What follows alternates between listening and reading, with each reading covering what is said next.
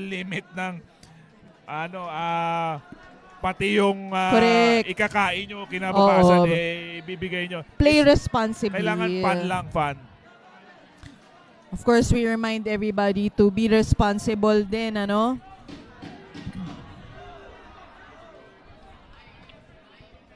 Number 15, Sammy number 15. Coming up next, number 15, Peter Ferber.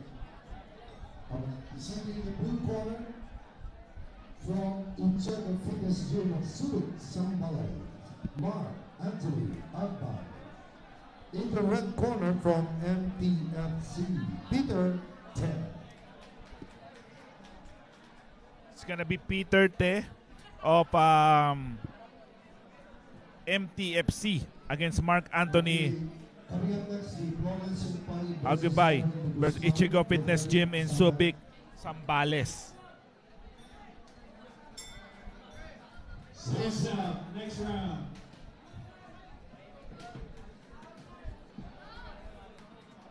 Blue corner goes in for those seamless combinations, ano? The red corner moves forward with hooks, body shots. Again, the red corner, medyo deceiving siya. Akala mo hindi siya marunong mag-boxing, pero I seen this boy also play, and I think kaya nga siya nasa advanced division din, partner. Sabihin, nagpa-progress siya. Correct. Tumama siya doon. Yan ang boxing. Talagang trading leather with each other. And moving with target. Very important to have a target in boxing, no? So these two boxers are certainly boxing with intention. They have a target in mind.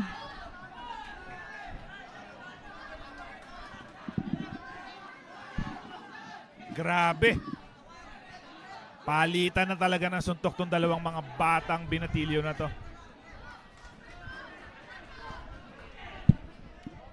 Dynamic minute, no? First minute pa lang ng round 1. Ang dami na nating nakitang suntok, no? Nice body combination by Te. They're really using their time wisely. Pumaponda sa katawan. Good hook by the blue corner.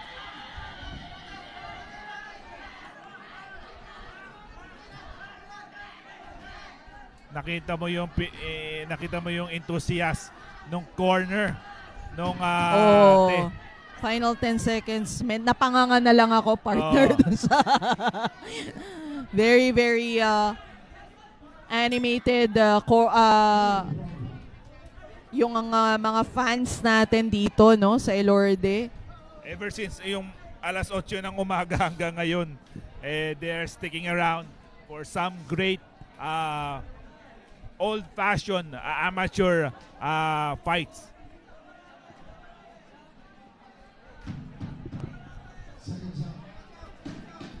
Okay, seconds out, round number 2 of this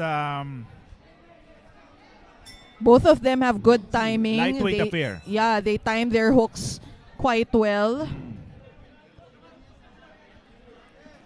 It's just a matter of who lands the better punch first, ano? Good left by the blue corner. Good body shot. Pero itong si red corner is able to land also his hooks. Especially moving forward using that forward aggression, partner.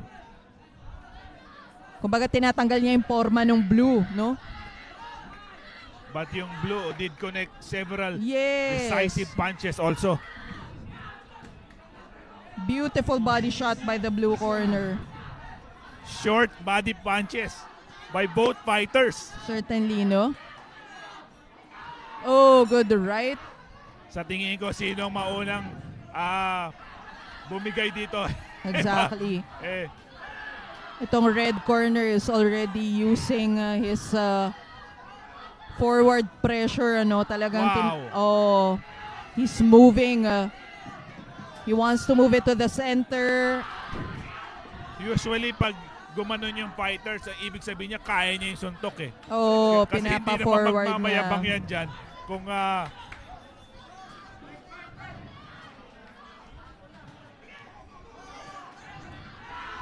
Uppercut by the blue corner.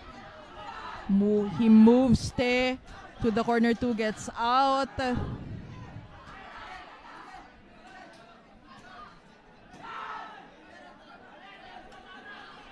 They're losing some of that snap from the first round, partner, ano. Final 20 seconds of round 2. I hope they can recover in round 3 kasi yun na yung very important and crucial round for them. Kanina pa rin nakakalusot yung body shots nung kulay blue.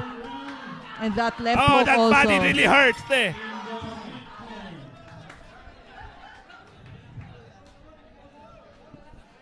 Again, this is Mark Anthony Agbay of Ichigo Fitness Gym, yung nasa blue corner. Si Peter Te from MTFC. Ano kaya yung MTFC?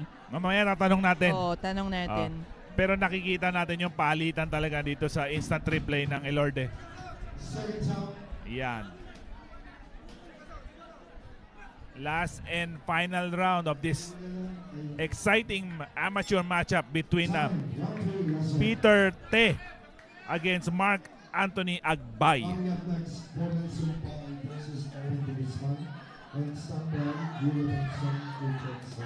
Oh, that body really hurts, Te. Lauro versus Mulato.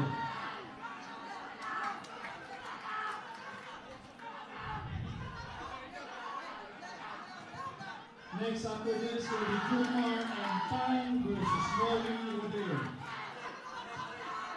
Good timing by the blue corner. And I like what he does, no? Pag nakatama siya sa katawan, he goes up to the head. Oh, good hook by the red corner. This is turning out to be one of the best fights today. Jeremy Emmanuel Mulato.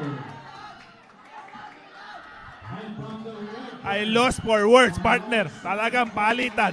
Exactly. Both of them are just slugging it out in the middle of the ring. No running, just standing in front of each other. Imagine, gaano karaming tinanggap ni Te na body shots dito sa Exactly. round number 3. And he is still standing. Actually, yeah, presence of mind din yan. Ano? Even when you're taking punches, it's important to remain active. Kung hindi, ititigil ni referee yung laban. So good job for Te to continue with this offense, no? Oh, he was quite successful with that combination. Those shots connected Napagod na for rin. him. Both of these fighters are really tired also. At the end of the day kasi, sino unang mapapagod, hindi Oo. ba? Mukhang wala. Barely 20 seconds from this fight.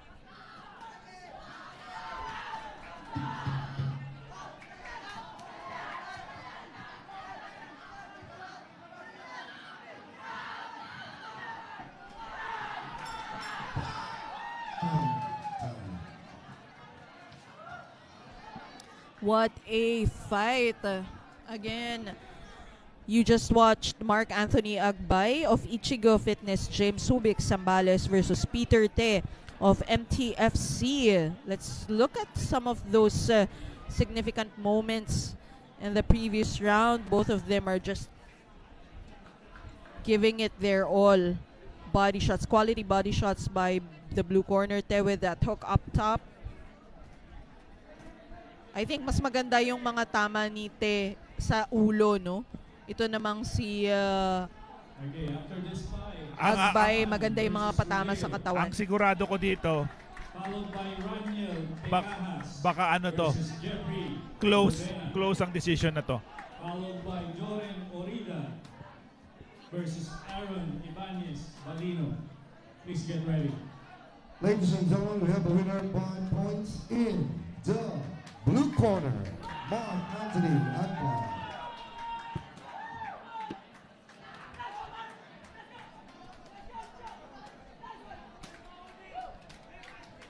Coming up next, Florence Sumpay. Standby, Julio Benson and Richardson. Agbay winning by decision over Peter. And very game, Peter Te. Again, are you on play? Scan the code and choose your fighter. Kailangan 21 years old and above ka ha, bago mo gagawin yan. Keep it fun and game responsible. Ha? Yes. Here we go. Let's enjoy some of the highlights of the previous fight. It was a very tight match between these two boxers. Second sound. Round 2. We got 7 bouts left on this fight card.